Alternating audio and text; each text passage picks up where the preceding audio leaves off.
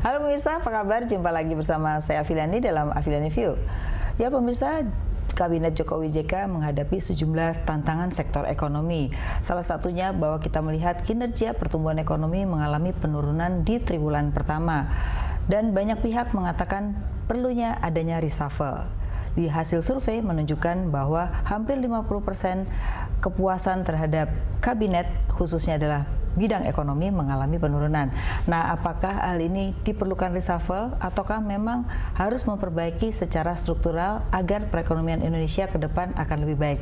Untuk itu saya akan membahasnya bersama Denny Purbasari, pengamat ekonomi dari UGM. Selamat malam. Selamat malam, Bu Afi. Sebelum ini kita akan bahas, kita akan lihat ada paket tayangan. Ya pemirsa, kita saksikan paket tayangan berikut ini. Kita sampaikan kalau sudah sulit, ya, bisa aja dirjennya saya copot, bisa aja pelaku di lapangan yang saya copot, bisa juga menterinya dia saya copot.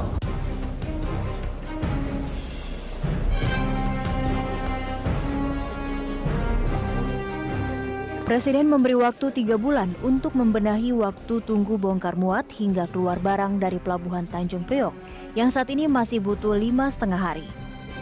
Kondisi dwelling time pelabuhan terbesar dengan 70% aktivitas ekspor impor di Indonesia amat kontras dibanding dengan Singapura yang hanya 1 hari atau Malaysia yang butuh 3 hari.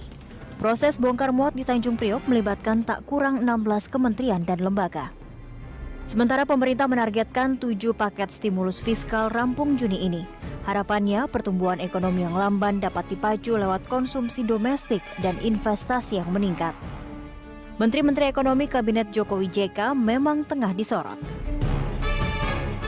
Semuanya sudah memberikan laporan untuk 6 bulan yang lalu sama 6 bulan yang akan datang. Tapi belum saya baca. Nantilah malam-malam kalau udah bistarweh saya baca, nanti saya laporkan ke dikau-dikau semuanya. Apanya? Ya saya sampaikan, evaluasi itu setiap hari, setiap minggu, setiap bulan saya baca terus. Enggak. Kan belum 1 tahun ya. Saya kan pernah menteri, kalau 6 bulan kan nggak adil rasanya. Lihat tuh menterinya wajahnya udah bengep-bengep kan. Kerja siang malam, tunggulah 1 tahun. Tapi saya kira sebagai presiden dia sudah lebih peka dan lebih bisa memberikan ukuran-ukuran tertentu bahwa beberapa kementerian ini memang ya sudah mengeluh sendiri mereka dia ini.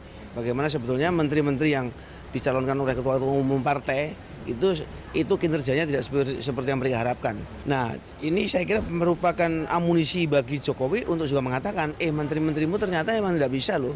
Karena terus terang aja sekarang ini siapa sih yang menjadi menterinya Jokowi, yang loyal kepada Jokowi?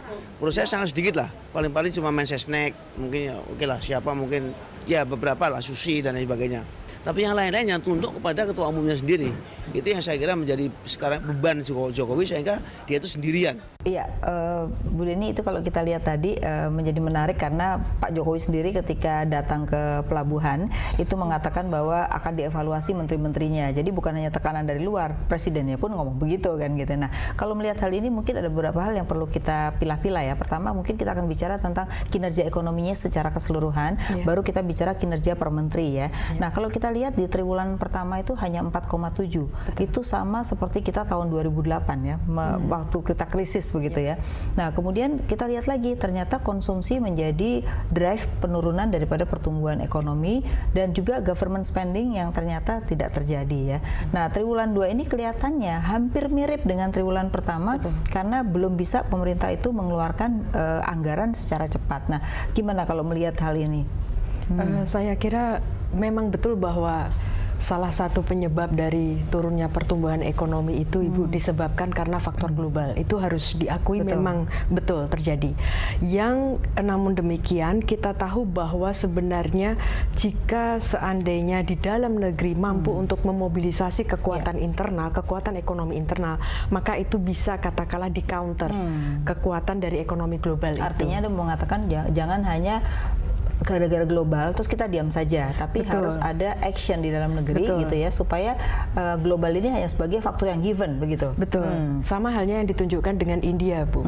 Bahwa India dalam situasi ekonomi global yang sedang melemah, kenyataannya adalah India bisa menunjukkan tanda-tanda perbaikan ekonomi. Artinya berarti bahwa ada semacam counter example negara berkembang yang dalam situasi sulit seperti ini dia mampu untuk tumbuh. Nah, salah satu indikator kuncinya atau untuk mengubah itu adalah sinyal sebenarnya, Bu. Sebelum kita bicara pada hasil adalah sinyal dari paket reformasi. Katakanlah yang dibawa oleh misalnya saja dalam hal ini adalah presiden beserta kabinet. Itu apakah meyakinkan bagi investor atau pelaku ekonomi domestik maupun internasional atau tidak, sama halnya dengan di India. Itu harusnya seperti itu ya. Nah, kalau kita lihat di triwulan pertama dan triwulan kedua, kelihatannya signal itu masih negatif. Misalnya kita lihat, walaupun indeks tendensi produsen dan konsumen cenderung di atas 100, tetapi relatif kecil sekali gitu. Dan itu kelihatan dari mana? Dari image mereka bahwa mereka masih simpan dolarnya gitu ya. Masyarakat nyimpan dolarnya, produsen juga demikian. Ini menunjukkan bahwa mereka belum akan berinvestasi, masih menunggu signal gitu ya. Nah, signal saat ini dengan negatif itu harusnya signal positif seperti apa yang pemerintah perlu buat supaya paling tidak investor tuh yakin begitu. Saya kira yang terpenting itu, Ibu, adalah adanya statement dan leadership yang kuat dalam bidang ekonomi. Siapa sebenarnya yang katakanlah oleh pasar dianggap sebagai orang yang kredibel. Jadi statementnya harus kredibel ya? Betul, dan dibawa oleh orang yang dianggap kredibel. Dalam hal ini berarti antara pesannya dan orangnya. Tentu saja orangnya kalau kita bicara tentang bidang ekonomi harus yang memiliki kompetensi di bidang ekonomi. Bukan sekedar leadership secara umum, tetapi yang memiliki kapabilitas tentang ekonomi.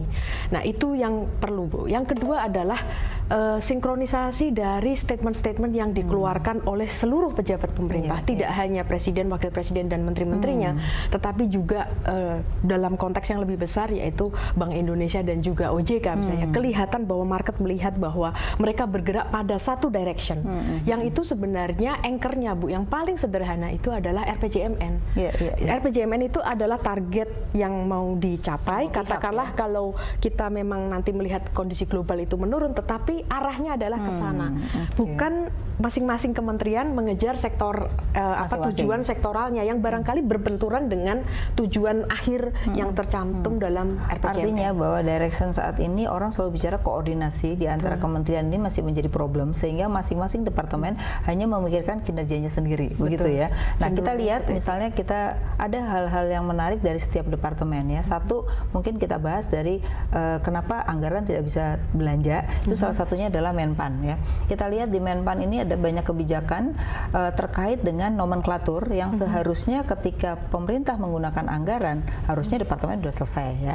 Malah yang diurus adalah tidak boleh mengerjakan aktivitas di hotel ya. Kemudian jabatan harus dilelang ya. Akibatnya terjadi kelambanan di sisi penempatan birokrat. Di satu sisi yang terjadi adalah terkait dengan tadi penurunan biaya hotel dan sekarang mulai PHK gitu ya. Nah, yang ini malah nggak diurus. Nah, ini seperti apa yang seperti kayak gini nih? Saya kira dari proses perubahan administrasi dari SBY Budiono kepada Jokowi dan JK ini satu pelajaran penting barangkali, Bu, bagi kita semua ke depan, yaitu bahwa ada risiko atau biaya yang cukup besar dalam pengubahan struktur kementerian dan lembaga.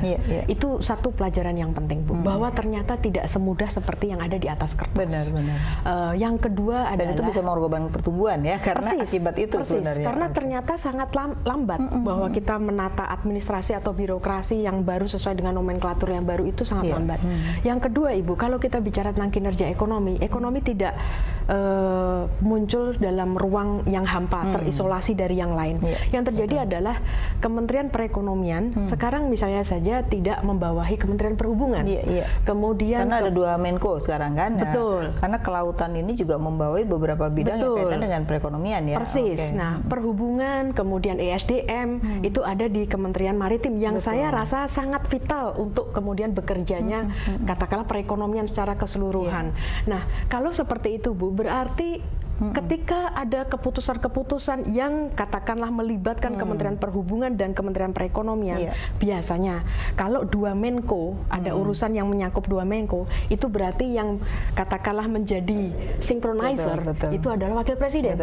Kalau hanya antar kementerian dan lembaga di bawah satu Menko, maka bisa diselesaikan sendiri. Tetapi karena sekarang ada dua Menko yang berbau ekonomi, maka ini saya kira jadi tantangan yang lebih baru dalam hal koordinasi. Organisasi, organisasi itu ternyata mempengaruhi dalam proses pengambilan keputusan ya, itu menjadi masalah. Nah, sekarang kita lihat dari kementerian lain adalah sekarang yang menjadi pusat juga adalah Kementerian Perdagangan nih ya, di mana sekarang menjadi masalah harga-harga, karena dari hasil survei menunjukkan bahwa 50% lebih masyarakat tidak puas satu harga bahan pokok, yang kedua adalah keterkaitannya dengan kesempatan kerja, di mana sekarang makin menurun kesempatan kerja. Nah, dua hal ini itu ada kaitannya salah satunya dengan perdagangan, di mana ketika mereka tidak impor ternyata harga-harga barang naik. Nah, ini kan juga menjadi masalah Kementerian Perdagangan dengan pertanian. Ini kan saling bertabrakan terkait dengan keputusan. Nah, ini gimana nih? Dua menteri ini kan kita evaluasi nih, jadi nanti supaya tahu siapa yang mesti diganti nih.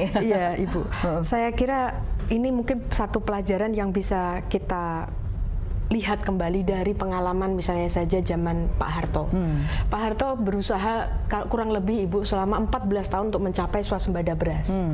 Dalam periode itu yang terjadi adalah kemudian ada program Bimas, Inmas, kemudian irigasi, pupuk dan segala macam pendampingan, kelompok pencapir, itu luar biasa. Dan juga masalah ini ya, perbaikan tentang benih. Jadi artinya dari sisi produksinya maupun dari sisi konsumennya juga diatur gitu ya. Tapi kalau tidak salah ini Bu, pada periode yang sama itu Pak Harto tidak melarang impor.